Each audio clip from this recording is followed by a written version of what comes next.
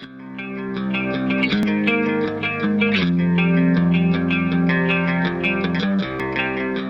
so here we are doing the third in the series on Ric Birch and Expo 88.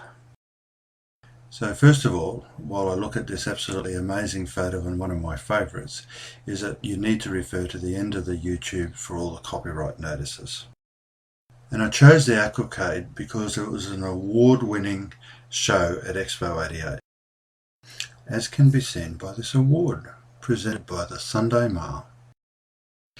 So here's the page from the first draft of the board presentation by Ric Birch, and I'll read in a second with another clip something that Ric Birch wrote to Bob Minikin for one of our YouTubes, and it shows clearly that the Aquacade was a key deciding factor in prompting Ric Birch to be involved in Expo 88.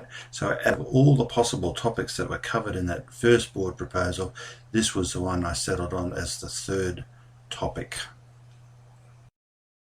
And this is a great book to get the feel of all those other great parts of the entertainment spectacular that ended up being Expo 88. But I'd just like to read from an email that Ric Birch sent celebrating Bob Minikin's achievements, and he says here, because I really enjoyed working with Bob at the Commonwealth Games, I thought it sounded like a great idea, especially when he suggested we should include an Aquacade like the one we'd just seen in New Orleans. And I think the Aquacade show really demonstrates the strengths that Ric Birch brought to Expo 88. It included props, a sense of theatre, and a real sense of Ric Birch showmanship. A balancing act that requires flair and imagination. So as we saw in the pink sub YouTube, Ric Birch can give you that big event, big bang feel, or as can be seen by this John Barlow Hudson photo of the river stage, Ric Birch's imagination can be practical, effective, and, as we've argued in our river stage YouTube, lead to long-lasting benefits for Brisbane.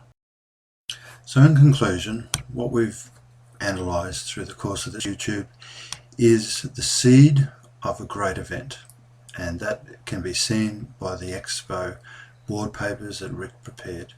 You then got a good working relationship, and that can be seen by the email tribute that Ric Birch framed up for Bob Minikin.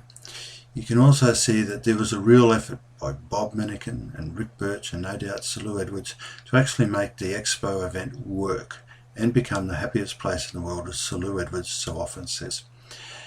Now, finally, in conclusion, can I just say to Ric Birch, thank you so much for the 1,000-odd photos that you provided me to work with. Thank you for the emails of guidance that you've sent me, and just thank you for taking the time out to help make the 25th anniversary a better event. Thank you and good afternoon.